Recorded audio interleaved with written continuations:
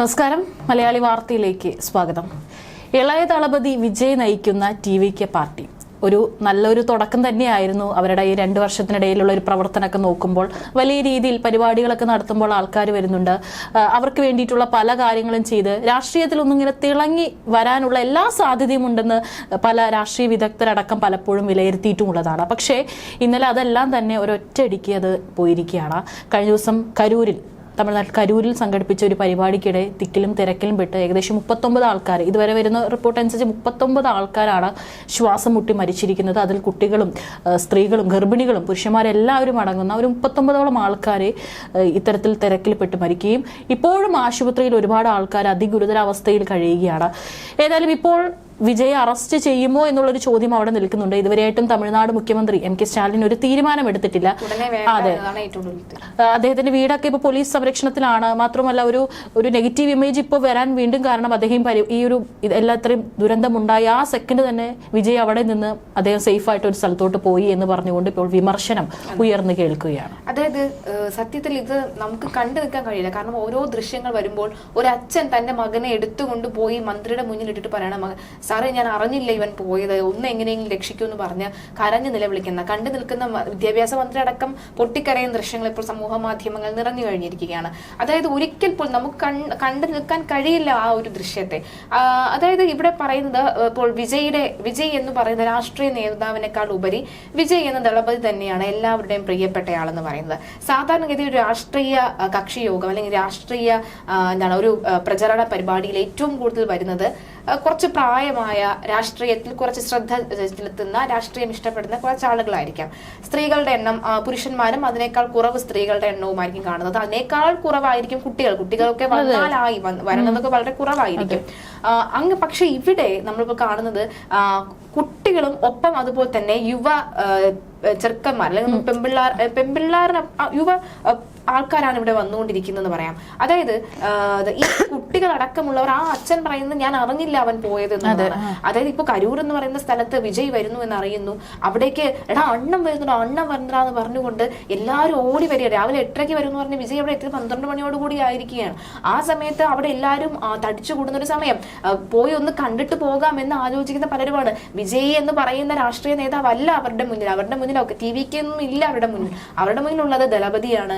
ദളപതി അഭിനയിച്ച ഒരുപാട് സിനിമകളിലെ ക്യാരക്ടേഴ്സ് ആണ്. ചിലപ്പോൾ ഗില്ലി ആയിട്ട് വരാം, ചിലപ്പോൾ പോക്കിരിയായിട്ട് വരാം. അങ്ങനെയുള്ള പലതരത്തിലുള്ള ക്യാരക്ടേഴ്സ് ആണ് പലരുടെയും മുന്നിലുള്ളത്. അതുകൊണ്ട് തന്നെ മരണപ്പെട്ടതിൽ 9ഓളം കുട്ടികളാണ് ഉള്ളത്. അതിൽ 10 പേരുടെ നില, ഇപ്പോഴും ആശുപത്രിയിലുള്ളവരുടെ 10 പേരുടെ നില അതീവ ഗുരുതരമായി തുടരുകയാണ്. 39 പേർ മരിച്ചു എന്ന അവസാന കണക്ക് വരുന്നു. ഒരു പക്ഷേ മരണസംഖ്യ കൂടാനുള്ള സാധ്യത വളരെ കൂടുതലാണ്. ഇപ്പോൾ അവർ പറയുന്ന ഒരു വാദമുണ്ട്, ഈ 10,000 പേര് വരുമെന്നാണ് ഈ ഒരു പരിപാടിയിൽ കരുതിയിരുന്നത്. വിജയ് എന്ന് പറയുന്ന വ്യക്തി ഒരു ഗ്രാമത്തിലേക്ക് വരുമ്പോൾ, ഒരു സ്ഥലത്തേക്ക് വരുമ്പോൾ 10,000 പേരെ വരുള്ളൂ. അതാണ് ഏറ്റവും കുറഞ്ഞത്. ഒരു 50,000 പേരെങ്കിലും അവിടെ വരില്ലേ? കാരണം എന്ന് പറയുന്നത് വിജയ് ആദ്യമായിട്ടാണ് ആ വേദിയിലേക്ക് എത്തുന്നത്. അതായത് വിജയ് ഒരു രാഷ്ട്രീയ നേതാവല്ല. നേരത്തെ പറഞ്ഞ പോലെ തന്നെ ഒരു സിനിമാ നടനായി തന്നെയാണ്, ദളപതിയായിട്ട് തന്നെയാണ്, ചിഹ്ന സൂപ്പർ സ്റ്റാർ എന്നൊക്കെ പറയുന്ന പോലെ തന്നെ അങ്ങനെ കാണുന്നവരാണ് അവരെല്ലാവരും. അപ്പോൾ 10,000 പേരായിരിക്കില്ല അവിടെ വരുന്നത് എന്നുള്ളതാണ് ആദ്യം അവർ മനസ്സിലാക്കേണ്ട കാര്യം.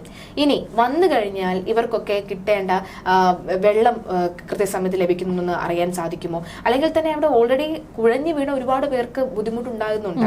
കുഴഞ്ഞു വീഴുന്നുണ്ട്, ആൾക്കാരെ കാണാതാകുന്നുണ്ട് എന്ന് പറയുന്നു. ഇവിടെ മനസ്സിലാകുന്നത് ആദ്യം ഒരു പെൺകുട്ടി, 9 വയസ്സുകാരിയായിട്ടുള്ള പെൺകുട്ടിയെ കാണാതാകുമ്പോൾ അവരെ അന്വേഷിച്ച ആൾക്കാർ അങ്ങോട്ടേക്ക്, അവസാനം അവളെ കണ്ട സ്ഥലത്തേക്ക് ആൾക്കാർ നീങ്ങുന്നു. അങ്ങനെ നീങ്ങുമ്പോൾ ഒരു വലിയ തിരക്കുണ്ടാകും. തിക്കും തിരക്കും, ആൾക്കാർ തമ്മിത്തലുണ്ടാകുന്നു. പക്ഷെ അത് സോൾവ് ആകുന്നു. പിന്നീട് ഈ തിക്കിനിടയിൽ ആൾക്കാർ തലകറങ്ങി വീഴുന്നു, ശ്വാസം കിട്ടാതെ വരുന്നു. ഈ സാഹചര്യത്തിൽ വിജയ് തന്നെ ഈ വണ്ടിയുടെ മുകളിൽ നിന്നുകൊണ്ട്, ഈ ബസ്സിന് മുകളിൽ നിന്നുകൊണ്ട് വെള്ളം എറിഞ്ഞു കൊടുക്കുകയാണ്. ആ വെള്ളം പിടിക്കാനായിട്ട് ആളുകൾ വരുന്നു. ആ കുപ്പി വെള്ളം പിടിക്കാനായിട്ട് ആളുകൾ ഈ വണ്ടിയുടെ അടുത്തേക്ക് ഇങ്ങനെ വരികയാണ്. ഓൾറെഡി ആ വണ്ടിയുടെ അടുത്ത് കുറെ ആളുകൾ നിൽക്കുന്നുണ്ട്. അപ്പോൾ പുറകിൽ നിന്ന് ഒരു തിരമാല പോലെ ഇങ്ങനെ ആളുകൾ വരുമ്പോൾ ഈ വണ്ടിയുടെ അടുത്ത് നിൽക്കുന്ന ആൾക്കാരുടെ ഒരു അവസ്ഥ എന്താണെന്നുള്ളതാണ്. അപ്പോൾ അങ്ങനെ കൂട്ടിച്ചെന്ന് അത് നമുക്ക് ആലോചിക്കാൻ കഴിയാത്തത് നമ്മൾ കേരളത്തിലും ഇതുപോലെ തന്നെ മുമ്പ് കോളേജ് പരിപാടികൾക്ക് പെട്ട് ഇത്തരത്തിൽ വലിയൊരു മരണം സംഭവിച്ചിട്ടുണ്ട്. അതായത് വാരിയിലടക്കം ഒടിഞ്ഞാണ് ആൾക്കാരുടെ ശ്വാസകോശത്തിൽ തറച്ചാണ് മരണം സംഭവിക്കുന്നത്. തിരക്കിലൊന്ന് വീണ് കഴിഞ്ഞാൽ തീർന്നു. അവിടെ നിന്ന് എണീക്കാൻ പോയിട്ട് ഒരാളോട് സഹായം ചോദിക്കാൻ പോലും പറ്റില്ല, കൈ ഉയർത്താൻ പോലും പറ്റാത്ത സാഹചര്യമാണ് അവിടെ ഉള്ളത്. ഞാൻ ഇവിടെ അടിയിലുണ്ട് എന്ന് ആൾക്കാർ പറയില്ല. കാരണം ഒരുപക്ഷെ നിൽക്കുന്നവരെല്ലാവരും ഒരാളുടെ തലയുടെ മണ്ടയിൽ ചവിട്ടി നിന്നുകൊണ്ടായിരിക്കാം നിൽക്കുന്നത്. അത്തരത്തിലുള്ള ഒരു അവസ്ഥയിലേക്കാണ് കാര്യങ്ങൾ. അതും രാത്രിയാണ്, ഇരുട്ട് വരുന്നുണ്ട്. അങ്ങനെയുള്ള ഭീതിജനകമായ ഒരു സാഹചര്യം. ആംബുലൻസ് അതുവഴി കടന്നു പോകുമ്പോൾ കുറെ കൂടെ തിരക്ക് ഇങ്ങനെ വരികയാണ്. അങ്ങനെ ലക്ഷക്കണക്കിന് ആളുകൾ അവിടെ എത്തുമ്പോൾ ഉണ്ടാകുന്ന ഒരു തമ്മിത്തല്ല്, തമ്മിലിടി ഒക്കെ സംഭവിക്കുന്നു. അങ്ങനെ മരണം സംഭവിക്കുന്നു. ഒരിക്കൽ പോലും വിജയ് കരുതിയിട്ടുണ്ടാവില്ല തന്റെ രാഷ്ട്രീയ ഭാവിയിൽ വലിയൊരു കറുത്ത നിഴലായി ഈ ഒരു ദിവസം മാറുമെന്ന് ഒരിക്കൽ പോലും വിചാരിച്ചിട്ടുണ്ടാവില്ല. പക്ഷെ നമ്മൾ എല്ലാവരും വിജയെ പഴിക്കാനുള്ള കാരണം എന്ന് പറയുന്നത് ഇതൊന്നും തന്നെ, അതായത് തീർച്ചയായിട്ടും വിജയ് പറഞ്ഞതുപോലെ തന്നെ നമ്മൾ കരുതിയിരുന്നില്ല ഇങ്ങനെ ഒരു വലിയൊരു തിക്കും തിരക്കും ഉണ്ടാകുമെന്ന് കരുതിയിരുന്നില്ല എന്ന് പറയുന്നു. ഓക്കെ, ശരി, സമ്മതിക്കുന്നു, കരുതിയിരുന്നില്ല. പെട്ടെന്ന് അവർ 10,000 പേരെയാണ് വിചാരിച്ചിരുന്നത്. പക്ഷേ അനിയന്ത്രിതമായ ആളുകൾ ഇങ്ങോട്ടേക്ക് ഒഴുകിയെത്തി. അവർ കൂടുതൽ ബഹളം ഉണ്ടാക്കുന്നു, തിക്കും തിരക്കിലും പെടുന്നു. ശരി, സമ്മതിക്കുന്നു, വിജയ് അല്ല അതിന് കാരണക്കാരൻ എന്ന് പറയുന്നു. അപ്പോൾ ഈ വിജയ് എന്ന് പറയുന്ന വ്യക്തി കാണുന്നതാണ് അവിടെ ഇത്രയും വലിയൊരു ദുരന്തം ഉണ്ടാകുന്ന സാഹചര്യം കാണുന്നതാണ്. അവിടെ ആളുകൾ തിങ്ങി നിറയുന്നത് കാണുന്നതാണ്. ആളുകൾ കുഴഞ്ഞു വീഴുന്നത് കാണുന്നു. ആംബുലൻസുകൾ പോകുന്നത് കാണുന്നു. എല്ലാം കാണുന്നുണ്ട്. വിജയ് തന്നെ വെള്ളം കൊടുക്കാനായി ഏകോപനം നടത്തുന്നുണ്ട്. പോലീസിന്റെ സഹായം വിജയ് തേടുന്നുണ്ട്. പിന്നെ എന്തുകൊണ്ട് ഈ വിജയ് ആരോടും ഒന്നും പറയാതെ ഇറങ്ങി ഒരൊറ്റ പോക്കങ്ങ് പോവുകയാണ്?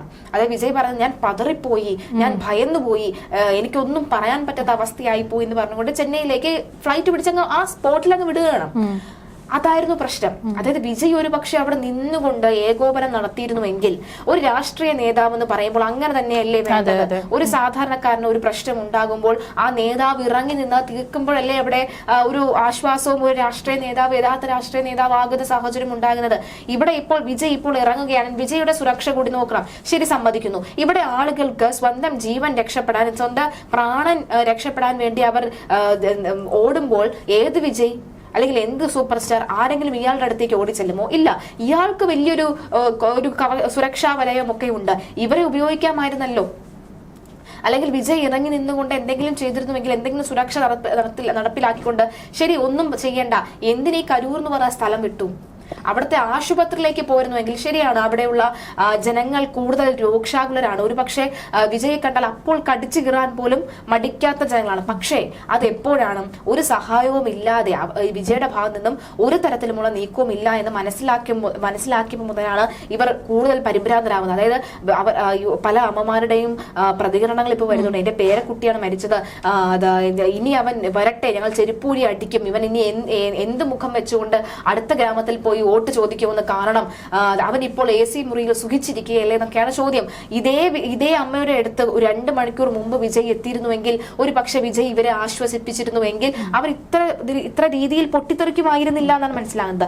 മാത്രമല്ല ഇവിടെ നമുക്ക് ആളുകളെ കൂടി കുറ്റം പറയേണ്ട ഒരു സാഹചര്യം, ഈ അമ്മമാര് പിള്ളേരെയും കൊണ്ടുപോകുന്ന സാഹചര്യം. അല്ലു അർജുൻ പുഷ്പ 2 റിലീസായ സമയത്ത് ആ തിയേറ്ററിനകത്ത് കുഞ്ഞിനെ, അതായത് അമ്മയും കുഞ്ഞുങ്ങളും മരിക്കുന്ന സാഹചര്യം ഉണ്ടായിരുന്നു. ആ അമ്മ വളരെ ചെറിയ പിള്ളേരെയും കൊണ്ടാണ് അവിടേക്ക് പോയിരുന്നത്. അപ്പോൾ അല്ലു അർജുൻ ഒരു അപ്രതീക്ഷിതമായി അവിടേക്ക് വരുന്നു, തിക്കും തിരക്കും ഉണ്ടാകുന്നു, അമ്മ മരിക്കുന്നു, കുഞ്ഞുങ്ങൾക്ക് ഒരു അപകടം സംഭവിക്കുകയും ഒക്കെ ചെയ്യുന്നു. സത്യത്തിൽ ഈ അമ്മമാർക്ക് വേണം 2 അടി കൊടുക്കാനാണ് ഇപ്പോൾ കമന്റുകൾ വരുന്നത്. അതായത് വീട്ടിലിരുന്നാൽ പോലെ ഇവർക്ക് എന്തിനാണ് ഈ കുഞ്ഞുങ്ങളെയും കൊണ്ട് ഇവിടേക്ക് പോകുന്നത് എന്നുള്ളതാണ്. കുഞ്ഞുങ്ങളെയും കൊണ്ടുപോകുന്നു, അല്ലെങ്കിൽ വീട്ടിൽ കിടക്കുന്ന വയസ്സായ അപ്പൂപ്പനെ അമ്മൂമ്മയും വരെ കൊണ്ടുപോകുന്നു. അങ്ങനെ ഇവർ കൊണ്ടുപോയി ഒന്ന് കാണാൻ വേണ്ടി നിൽക്കുന്ന ഒരു കാഴ്ച കുറച്ചുകൂടി ആളുകൾ കുറച്ചുകൂടി ബോധത്തോടു കൂടി കാര്യങ്ങൾ പെരുമാറേണ്ടതുണ്ട്. ഇപ്പോൾ TVK പുറത്തുവിടുന്ന ചില വീഡിയോകളുണ്ട്. അതായത് അവർ പറയുന്നുണ്ട്, ഇതിനു മുമ്പ് വിജയ് പറഞ്ഞിരുന്നു, ഞങ്ങൾ സർക്കാരിനോട് ചോദിക്കുമ്പോൾ, സ്റ്റാലിനോട് ചോദിക്കുമ്പോൾ സ്റ്റാലിൻ നമുക്ക് ഇത് തരുന്നില്ല, അതായത് തുറന്ന മൈതാനങ്ങൾ നമുക്ക് തരുന്നില്ല, ഈ ഇടുങ്ങിയ സ്ഥലങ്ങൾ മാത്രമേ തരുന്നുള്ളൂ, ഞങ്ങൾ മറ്റൊന്നും ചോദിക്കുന്നില്ല, തുറന്ന മൈതാനങ്ങളല്ലേ ചോദിക്കുന്നത് എന്ന് പറയുന്നു. ശരി, തുറന്ന മൈതാനം ചോദിക്കുന്നു, അവർ തരുന്നില്ല, എന്തായാലും ഇവർക്ക് ചെറിയൊരു ഹാളിലേക്ക് മാറ്റിക്കൂടെ, അല്ലെങ്കിൽ മറ്റു രീതിയിലേക്ക് നീക്കിക്കൂടെ, പരിപാടികൾ മറ്റു രീതിയിലേക്ക് മാറ്റിക്കൂടെ, അല്ലെങ്കിൽ വീടുകൾ തോറും അങ്ങനെ അങ്ങനെ എന്തൊക്കെ ചെയ്യാം. ഇവിടെ ഈ ആൾക്കാർ ഇതിനു മുമ്പും ഉണ്ടായിരുന്നല്ലോ.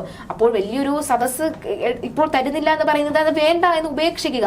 അവരുടെ മൊബൈൽ ഫോണിലേക്ക് വിജയ്ക്ക് എത്താനുള്ള സ്വാതന്ത്ര്യമുണ്ടല്ലോ, അവരുടെ മൊബൈൽ ഫോണിലേക്ക് ഒരു വീഡിയോ അയച്ചാലുള്ള സ്വാതന്ത്ര്യമുണ്ടല്ലോ. പക്ഷെ അങ്ങനെയല്ല.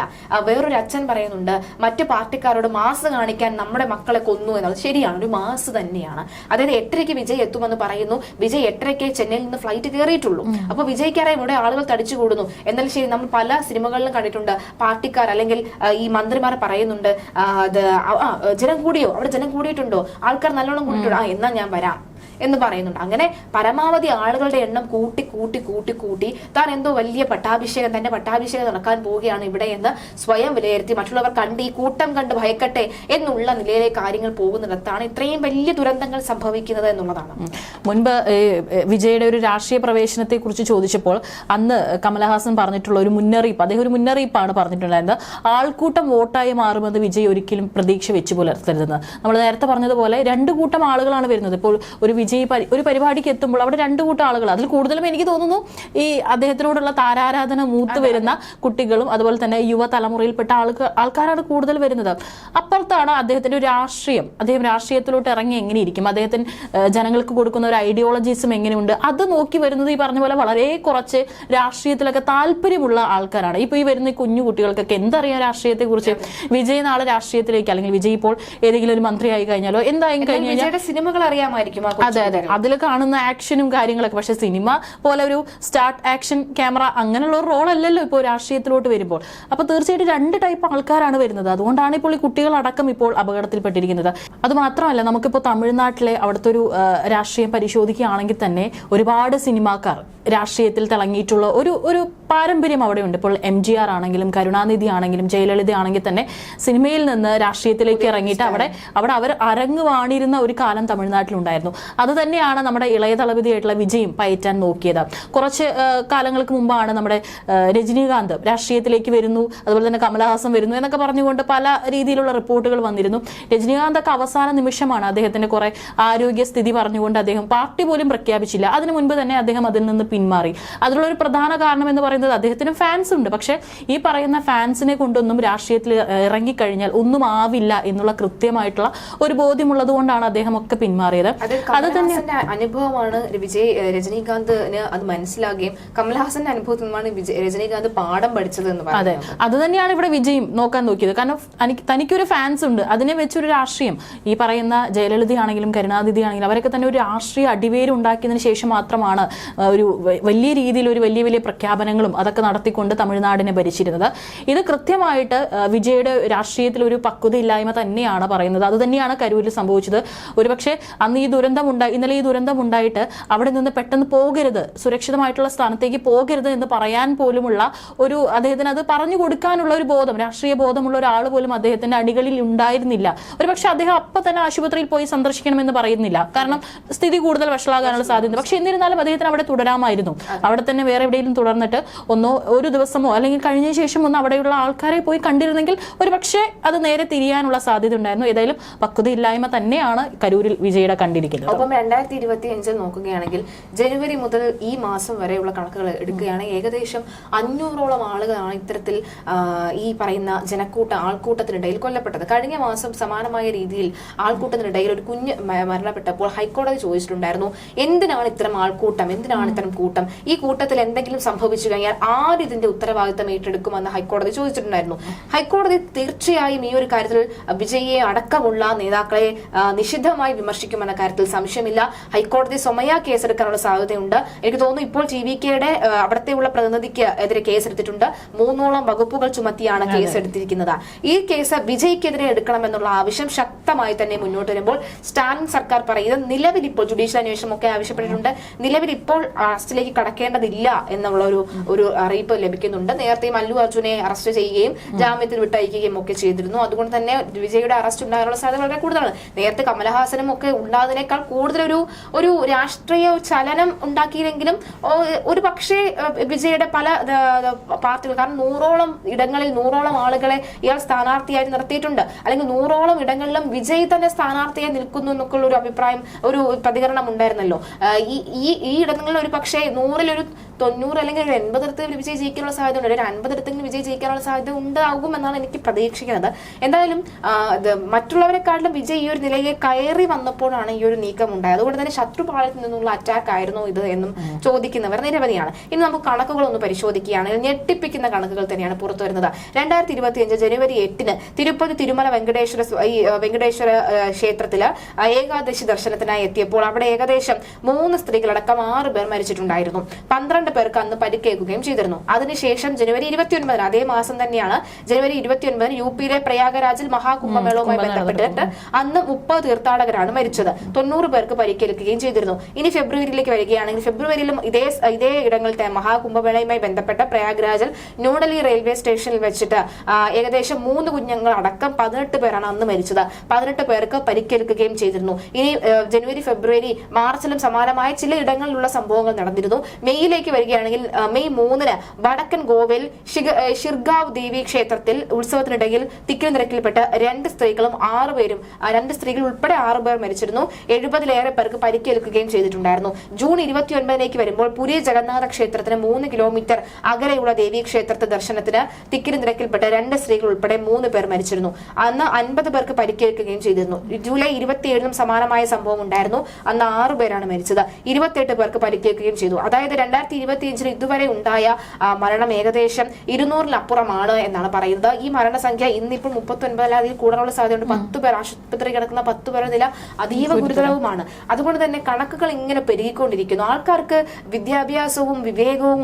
വിദ്യാഭ്യാസം കൂടുന്നതിനനുസരിച്ച് വിവേകം കൂടുന്നില്ല എന്നാണ് ഇപ്പോൾ മനസ്സിലാവുന്നത്. കാരണം ഒരു തിക്കിലും തിരക്കിലും പെട്ട് കഴിഞ്ഞാൽ ആഘോഷമാണ്, നമുക്ക് അവിടെ പോയേ പറ്റൂ എന്നുള്ള, ആരും അവിടെ തിരക്കാണ് അതുകൊണ്ട് വേണ്ട എന്ന് വെച്ച് മാറി നിൽക്കുന്നത് കാണുന്നില്ല. ഇപ്പൊ നമുക്കിടയിൽ തന്നെ നമ്മൾ പല ആഘോഷങ്ങൾക്കിടയിൽ നമ്മൾ പറയാറുണ്ട് അവിടെ ഭയങ്കര തിരക്കായിരിക്കും എന്ന് പറയുമ്പോൾ പലരും നമ്മുടെ ഓപ്പോസിറ്റ് നിൽക്കുന്ന പലരും പറയും ഓ എന്ത് തിരക്ക് ഇങ്ങോട്ട് വന്നേ എന്ന് പറഞ്ഞ് വിളിച്ച് കൊണ്ട് പോകുന്ന ഒരു സാഹചര്യം ഉണ്ടാകാറുണ്ട്.